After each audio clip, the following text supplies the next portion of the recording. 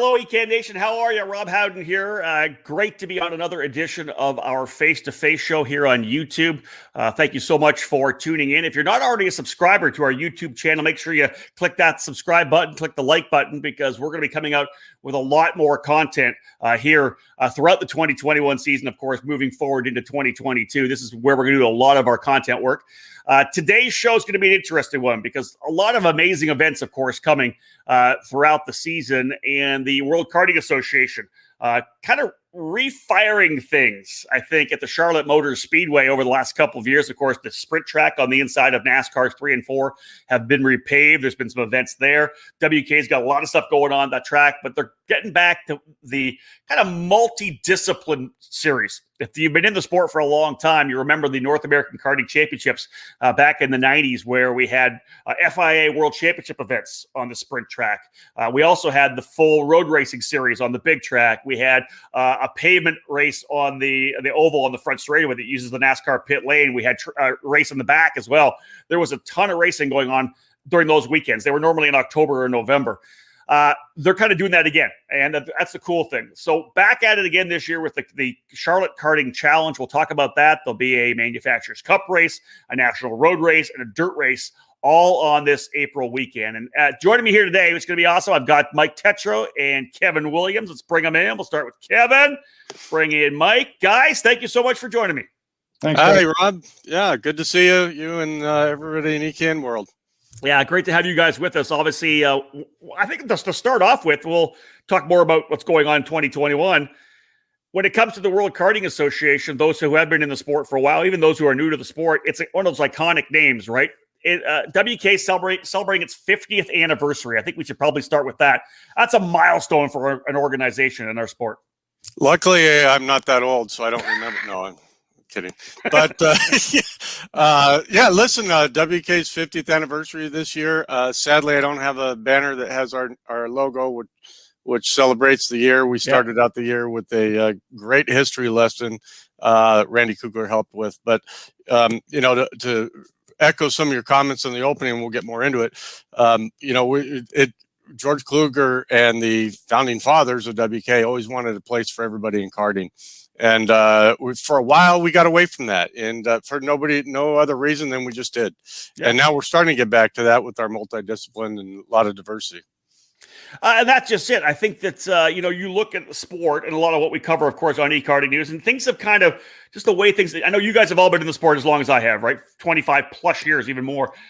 It's a weird deal because we're kind of now getting into a more, I want to say a more specialized focus for all the series. Superkarts USA is all IAME. They do their deal. Rock Cup USA does their deal. The Rotax program. Whereas the WKA has always been that foundational grassroots of motorsports where you guys, touch on everything. Really, you're the only organization now that does everything in terms of dirt, speedway, asphalt speedway, pavement speedway, road race, and Manufacturers Cup. It just feels to me like you guys have pressed the reset button and really got back to what the core value, the core focus is of the WKA. We have, and again, it's really what when I became president, the first call I made was to Randy Kugler, and that's one of the things we talked about was how do we get back to have a place for everybody. And a couple of disciplines, we still are involved in the electric karting with the STEM program with Purdue University at Indiana, as well as the esports, which I think is just fascinating. And listen, I'd rather watch that than Big Bang Theory on a Tuesday night. I agree with you completely on that one. Mike, we'll bring you in here a little bit. I know that one of the things you guys have been focusing on, and it's not really in the wheelhouse of what we do at eKarting News. We're primarily a sprint and road race program, but I'm a big fan of speedway karting as well, both pavement and dirt. And that's something you guys have developed and really got back into again. I was there. And part of it, with my Speedway USA magazine, when there were some issues back in the 2000s, right, with tire doping and trying to stop tire doping, and it really kind of hurt WK a little bit in terms of their positioning within the Speedway ranks. You guys have done a lot of work and really put in the hours to kind of reconnect with that again. And you've been putting on a bunch of really good events. Well, what we did was we ended up coming out with creating another national series. The key to it was making Daytona part of that national series. Yeah. So that's the first round of it. Building trust with the manufacturers again, having the rule book, having the memberships, using tracks that support our series, support our insurance, the consistency of the rule book. The market needed consistency. The dirt market was lacking that a little bit. One major series decided to stop going, so it gave us the opportunity to create our series, and just forming relationships, talking to some of the same formats we use when we do sprint or road race. Yeah. We talk to manufacturers, we talk to our customers, we interact with them. They're the members. This is their series, and they need to have input. And we always try to give as much input as possible. For those who don't know and follow us here on EKN, of all the sprint tracks around the country, there are a ton, probably twice as many dirt tracks around the country. There's so many of them. Dirt racing is amazing. Cool factor is you guys have that grassroots level, right? So there's the grassroots local track that runs. There's regional series that run. One of the cool things about the WK is you got a couple of marquee events. You mentioned Daytona on the flat track outside of the Speedway. Always a huge event. I got a chance to run it at Municipal Stadium back in the early 2000s. But you guys have built that thing back up where it's a massive event again. Then you've got the event that's going to be part of the Charlotte Karting Challenge out of the big dirt track at Charlotte. And then you guys just put on another pavement speedway race, kind of a rekindling of the old Briggs & Stratton 300. You had the Vega Pavement Cup just this past weekend on that front straightaway oval that uses the pit lane at Charlotte. Let's talk about that a bit. It's kind of bringing back some of those marquee events. It was talking to Randy. It was something we wanted to try. We got a lot of feedback from Jason Petty, who was the last one to actually win that race. I saw that.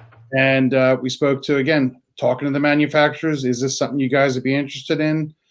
We brought Vega on board for the pavement tire, because they make a great pavement tire for that event.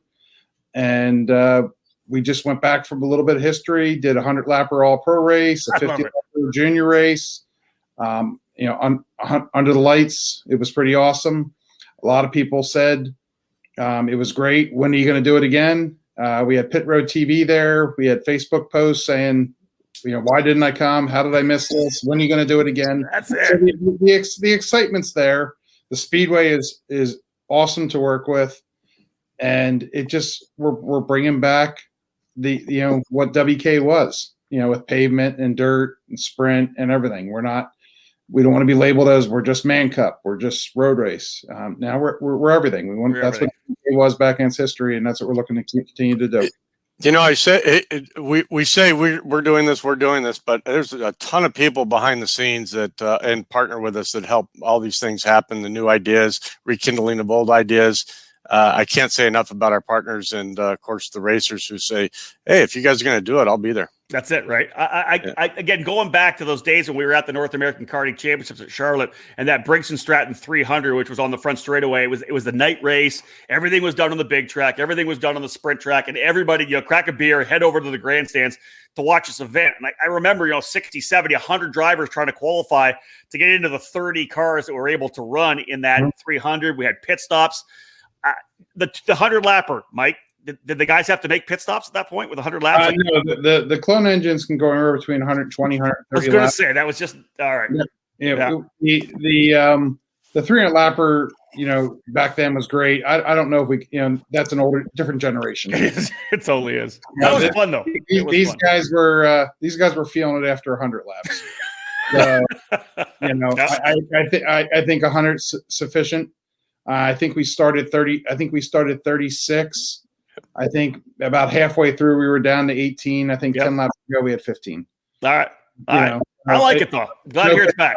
So if you're 3 or 4 laps down, you check off your bucket list. You did it and you pull in. Let's before we talk about the Charlotte Karting Challenge coming up in April. It's 11th to the 15th, right? April 11th to 15th. Is that right? No, it's 16 through 19. 16 through 19. Gotta write that down. April 16th through 19th, folks. Charlotte Motor Speedway. We'll get into it in a second. Let's talk 2021. All told, you guys have made some moves, of course, with the Manufacturers Cup. Let's kind of cycle through and give me some of the highlights you guys have in terms of the evolutions you've made on the programs, the national programs. Let's start with Man Cup. We pause our face-to-face broadcast for this quick commercial break. Stay tuned for more here on the EKN Radio Network. If the dream is IndyCar, set your target on the road to Indy presented by Cooper Tires. Our ladder system is designed to take drivers through 3 rungs of competition. The first step is the Cooper Tires USF 2000 Championship, which features a carbon tub Tatis chassis, 180 horsepower, and a paddle shift sequential gearbox.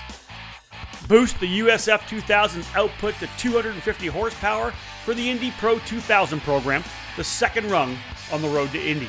Add in increased grip and more aero downforce, and the Tatis PM18 becomes an incredible training machine.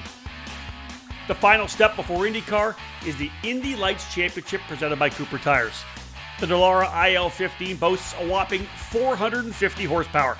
This car itself has trained so many drivers in the IndyCar series. At all 3 levels, you race at premier venues on the same dance card as IndyCar. Showcase your skills under the watchful eyes of IndyCar scouts and owners. The program is unprecedented around the world, offering the opportunity to climb the ladder with over $2 million in scholarships to the champions in USF 2000, Indy Pro 2000, and Indy Lights. Former karters fill the roster of Road to Indy graduates in IndyCar, like Joseph Newgarden, Pato O'Ward, Connor Daly, Jack Harvey, Felix Rosenquist, Colton Herta, Ed Jones, Charlie Kimball, Dalton Kellett, and Renus VK. Follow in their footsteps.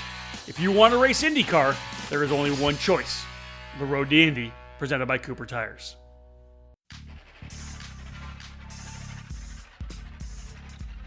Made in the USA. That's exactly what you get from Precision Karting Technologies. Based in Detroit, Michigan, PKT brings over 35 years of manufacturing experience to the sport of karting. Their passion for the sport began focusing around the Kid Kart platform, and has expanded every year with hundreds of products designed to put you on the podium. Precision Karting Technologies is known around North America for their successful line of axles, available in all age groups. PKT manufactures a number of engine products for Comer, IAME, Rock, Rotax, and the popular Briggs & Stratton 206. A wide variety of chassis components for the many brands in the sport are available through PKT, including hubs, pedal risers, skid plates, and other hardware for your kart. Axle straightening, chassis adjustments, engine service, and specific CNC machining projects are available through their Motor City headquarters. To learn more about the many products and services available from Precision Karting Technologies, head to pktaxles.com.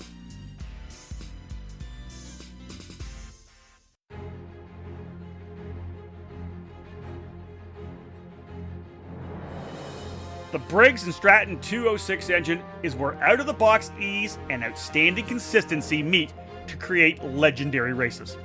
Briggs & Stratton's history in motorsports dates back to when the first engines came off the assembly line in the early 1900s. Their focus on the grassroots level continues to help build generations of racers. Since 2008, the Briggs & Stratton 206 has gained a following that has the engine powering the largest fields in North American karting today. From the club level and track programs to traveling regional series and national events, Briggs & Stratton competition provides the most exciting racing in the sport. Engineered and hand-built exclusively for racing, every Briggs & Stratton 206 engine is power tested and serialized before it goes in the box. Karters can take that engine straight from the box to their kart and be on the podium at the end of race day. Be sure to follow Briggs & Stratton Racing on Facebook and through @RaceBriggs on Instagram. To learn more about the 206 engine or to find a North American dealer near you, head to BriggsRacing.com. Briggs & Stratton Racing, what powers you?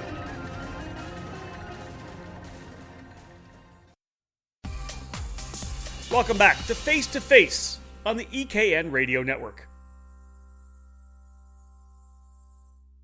Well, listen, we start with Daytona and our Daytona Kart Week, which was a huge success. We just celebrated our 47th year. Yeah. We even had this conversation in our board of trustees Zoom call last night. It's difficult for us with such a great event. I mean, who doesn't want to be in Florida in December, right? Right. So, it's such a big event.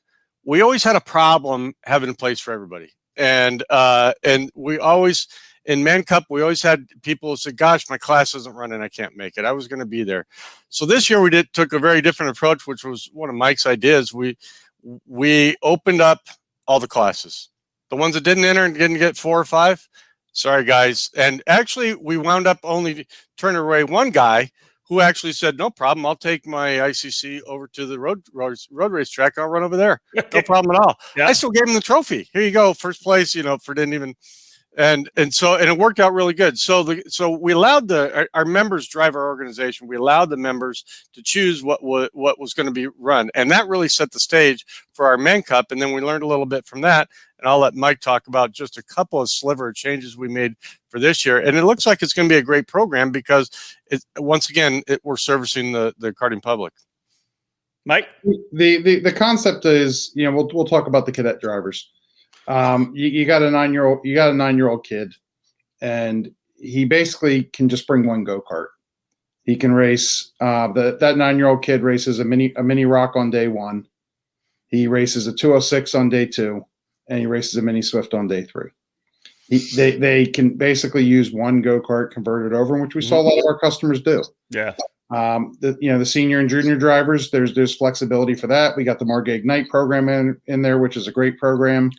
They cross over with the road race, bringing the Briggs 206 stuff in. Again, Margay Ignite drivers can cross over to that. That's true. KA drivers are crossing over to that because it was the last day.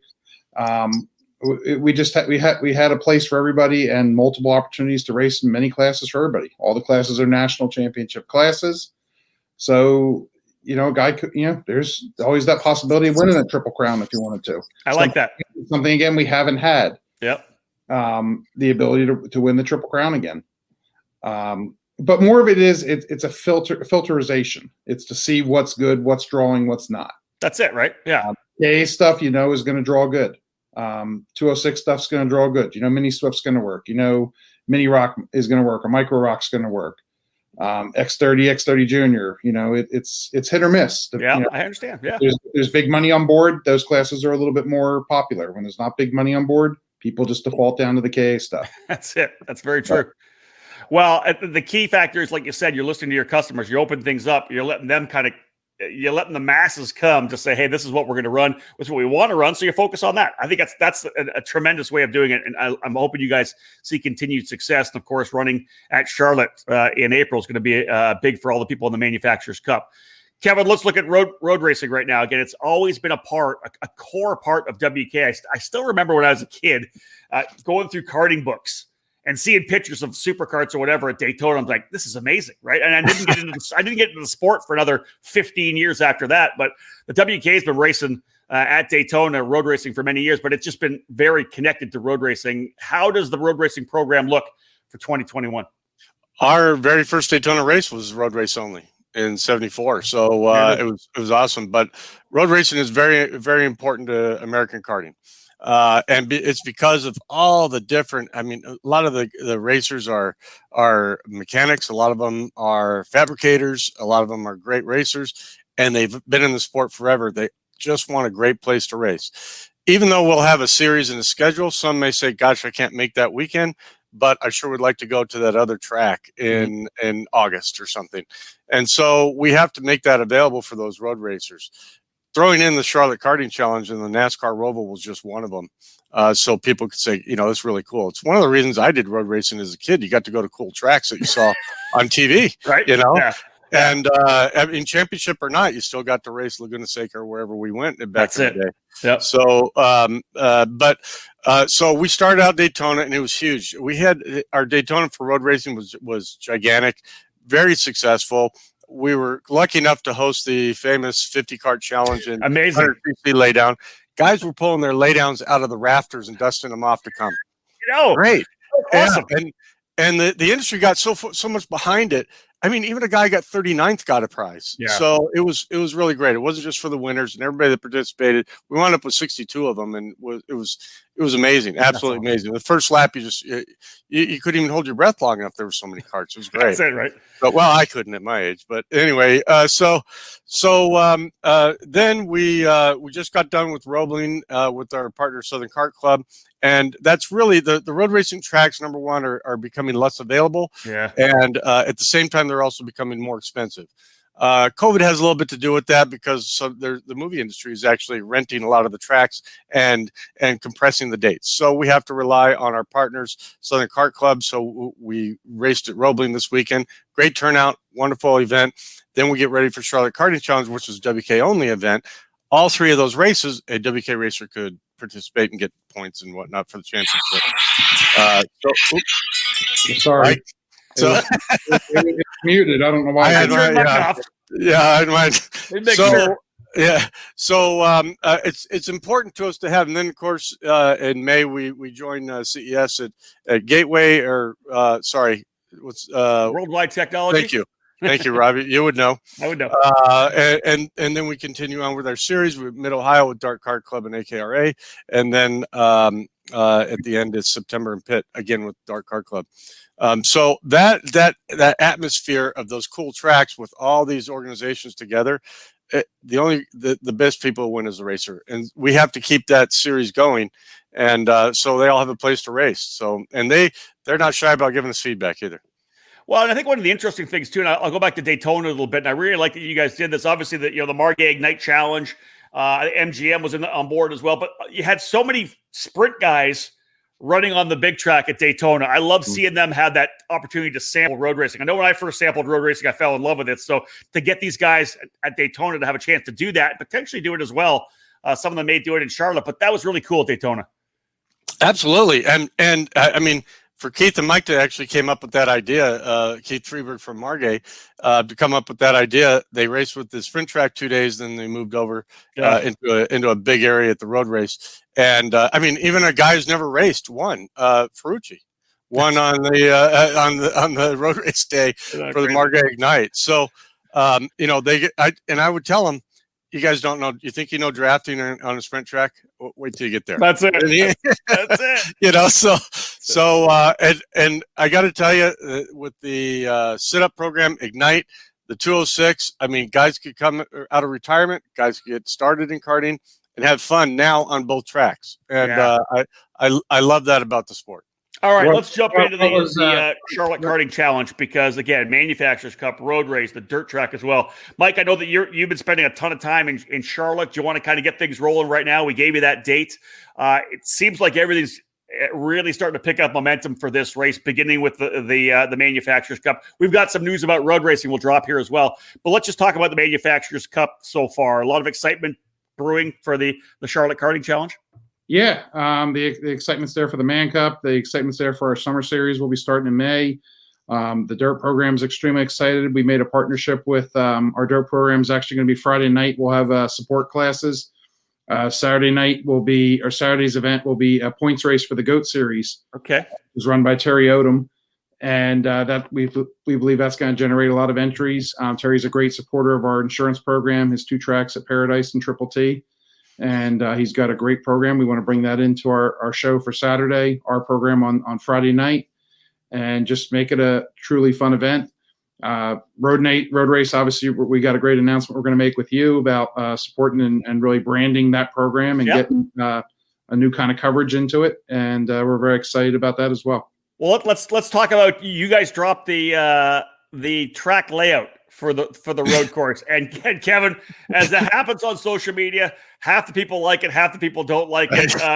It just happens, right? Right. So actually, that came from feedback from the racers, and Robbie Harper, who's our road race director, and will also be race director at that event. He says, "Look, I've talked to a lot of people.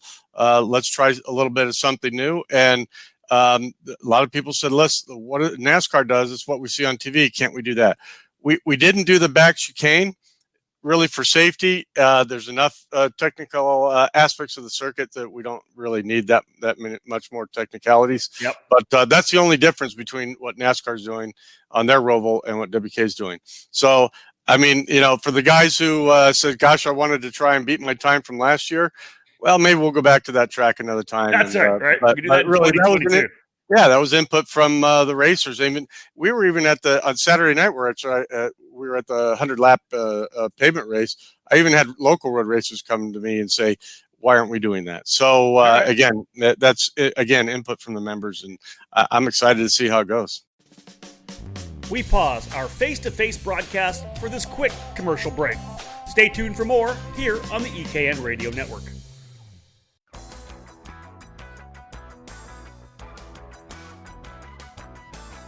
In racing, experience is priceless. Franklin Motorsports is a leader in the karting industry with over 50 years of combined karting experience, and we can provide you with everything you need to go racing. With a large online product selection, select track support events, and a wide variety of shop services, Franklin Motorsports is your complete karting source.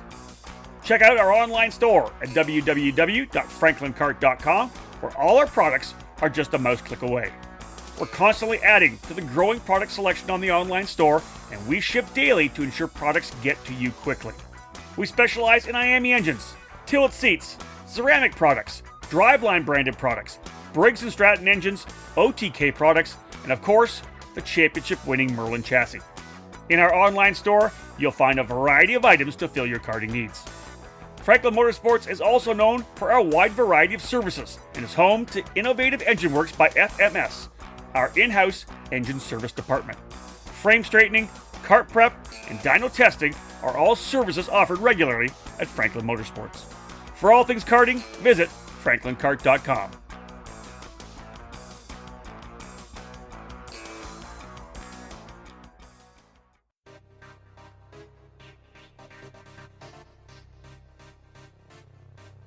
Located in Mooresville, North Carolina, on-site at GoPro Motorplex, Kart Sport North America features over 6,000 square feet of retail space. Along with being the official race team and distributor for the Kart Republic chassis, they offer full retail sales, kart service and storage, and products from the top brands in the sport, such as CZ Chain, Talon Sprockets, SKF bearings, and Prisma tire gauges. If you want to take your racing to the next level, they also offer driver training and coaching programs available trackside at GoPro Motorplex. They have a massive inventory, so head to their online store at kartsportna.com to get same-day shipping of the parts and components that you need. While you're there, check out their used section of karts, engines, parts, and accessories. Kart Sport North America. Top quality products, winning brands, and professional driver development services.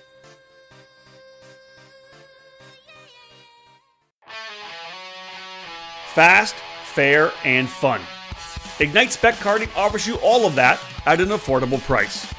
And the all-new IgniteKarting.com website provides you with the information you need to fuel your passion for kart racing. Ignite Karting is a spec kart that features the Margay racing chassis with a Briggs & Stratton 206 engine and a Hoosier R80 tire. Everyone in the junior, senior, and masters classes utilize the same Ignite K3 kart, which puts all the emphasis squarely on the driver. You can race the Ignite package from Margay at the local, regional, and national level. Special events for 2021 include the Ignite Majors, featuring events at the Charlotte Motor Speedway, Quincy Grand Prix, and Newcastle Motorsports Park. Those in the Midwest can enjoy the regional-based Ignite Challenge Series at tracks in Iowa, Missouri, Indiana, and Illinois. Local club programs have been established in Idaho, Texas, Nebraska, New York, Ohio, and Florida.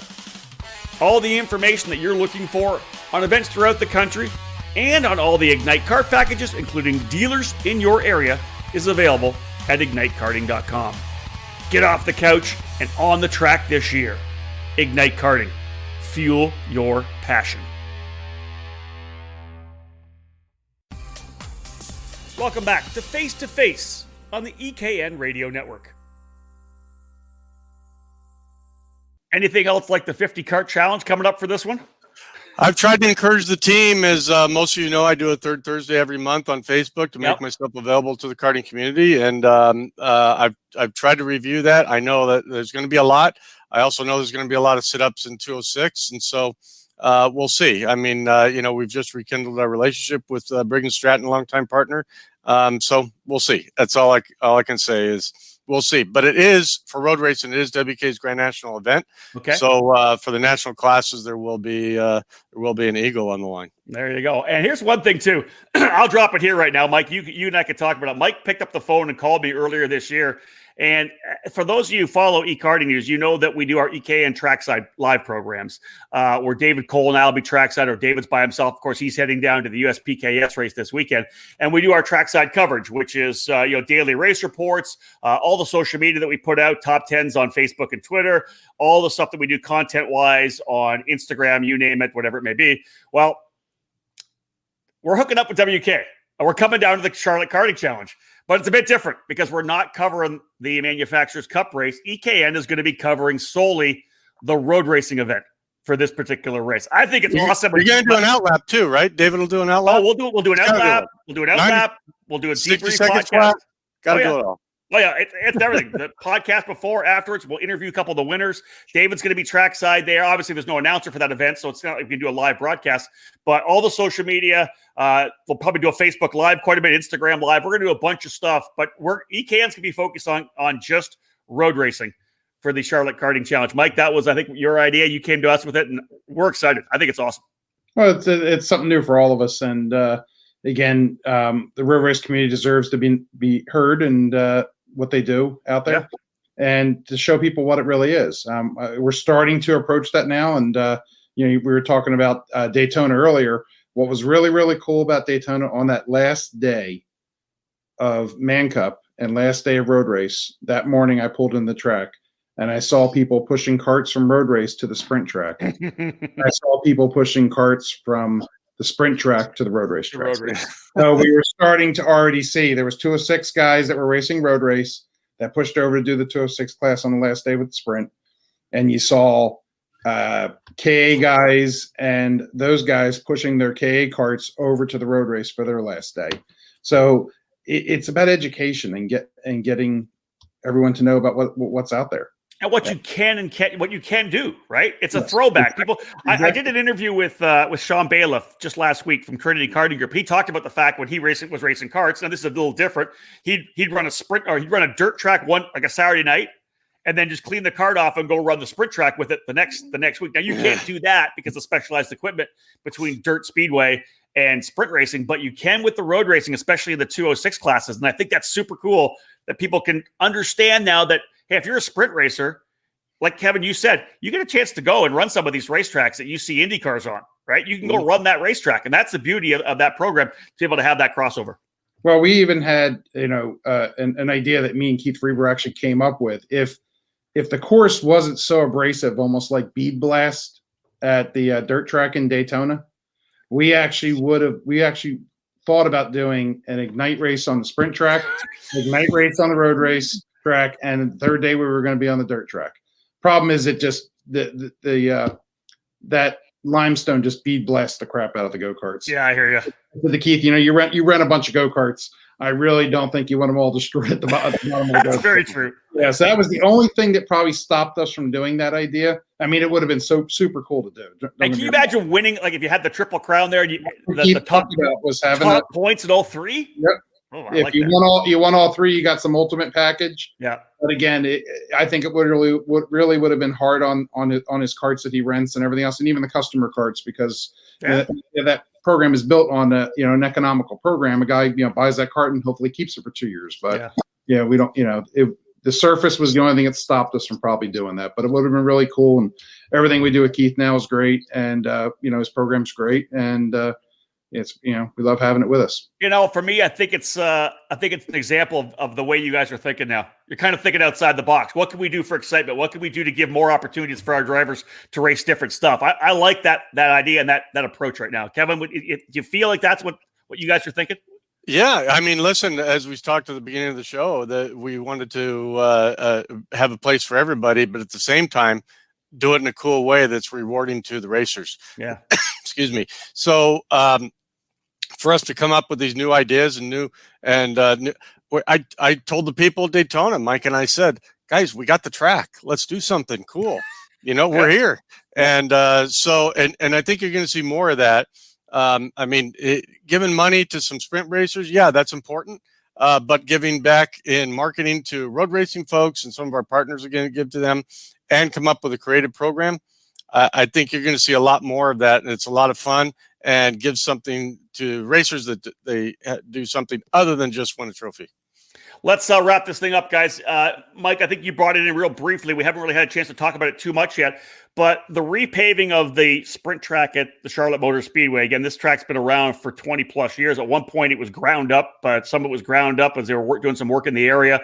The track's been refurbished, repaved, and really is would be kind of like a core track, right? A home-based kind of track for the World Karting Association.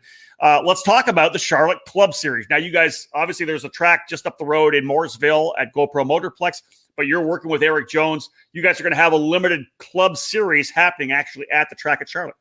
Yeah, we're doing a 4-race series. Be May, June, August, and September. We don't want to change. There's something we talk about doing different things, new things. We're just mirroring the GoPro class structure. Yep. Because that's what works. It just gives the opportunity for those guys to come over here and try some of our stuff. We've gotten calls from people in New York that are coming down, people from Ohio coming down, people from Florida coming to it. I love it. That's awesome. It's just going to be, we don't expect to get every single person out of North Carolina that races GoPro. And we're not trying to do anything to upset the relationship with GoPro. We spoke with Eric about it. He's well aware of what we're doing, how we're doing it. We know what works there. The KA stuff works down there. The IME stuff works down there. The 206 stuff works down there. That's what our core focus is. Same focus he uses. We're mirroring our entry prices the same, everything just to make it, the only difference we do run different tires, but other than that, it's they don't have to bring new or used. They can bring new, they can bring used, they can do what they want. I like it. That's awesome. And we're just trying to, no more than 4 races. We worked great with schedules, so we're not on top of each other. We're really not back to back with each other. It's away from all the other series, and we're just going to give it a shot and see what the future holds from there. And for me, it's just that the track is there, right? One of the things about North Carolina is it's a dirt oval area. North Carolina, South Carolina, Georgia, these are dirt oval areas. It's the hotbed for that kind of racing. When GoPro was built, obviously everybody flocked into it. Man, I want a chance to be able to race sprint down here where I am at home. This is another option. Really, that's what it is, right? And you guys are leveraging the option that's there. It's not like you guys are trying to battle it. Again, you've talked to Eric. You're not trying to go head-to-head with guys at GoPro. It's allowing sprint racers in that area to have some diversity in where they're able to go race. We get guys as far as Virginia who come down to that area on a regular basis. So, and that's because there's a lack of tracks there. Now they have a choice of 2 tracks. And you're right. Eric has been a great help to us for many, many years in all of his disciplines. And this was just another step up to help the racers, grassroots, club level. We don't want people to think we only do big national races. Again, we have a place for everybody. That's it. I think Mike's frozen on us. He might be frozen on us. He'll come back. Let's cap this thing up, Kevin, and I'll wrap with you. You've been with the organization now for quite a while. You've been in karting for a long time as well. Just give me your feeling, your gut feeling on just the kind of atmosphere and the sentiments around the WK right now. From where I sit here in the media, I can just see you guys developing, really starting to grow that grassroots foundation again. And I feel like there's just a lot of positivity for the WKA. Listen, in karting, there's people who are in karting a couple of years and they step up to cars. There's people who are lifers. We have a place for both of them. I love the evolution that the team has done. It's been a huge team effort with WK over the last 3-4 years. And that is, adding some opportunity for racers who race with us, but really they didn't really have a program to race. And we said, okay, we'll do that. Yep. The National Dirt Series is one of them. This weekend's pavement race is another. The club race is another. The esports is another. The electric karts with Purdue University is another. And I really like how our board and the memberships have said, listen, these guys are diversifying. I think that's fantastic. And like Mike said, we do have racers who participate in both road race and sprint on a regular basis. Yeah. And I like that. I like that that the karters are supporting what we're trying to do. And that's, again, have a place for everybody. That's it. Let's wrap things up right now. The initial focus here was to talk about the Charlotte Karting Challenge. Kevin, give us the date again. Registration's open already. Tell us where we can go. For everybody who wants to get involved in the Charlotte Karting Challenge, just give them the information they need. April 16th through 19th. And again, those that will probably be our regular dates, depending on what's going on in the Charlotte area. But it's been about those dates the last 3 years, our third year here, doing the Charlotte Karting Challenge. And again, it's a lot like Daytona. We're all three disciplines.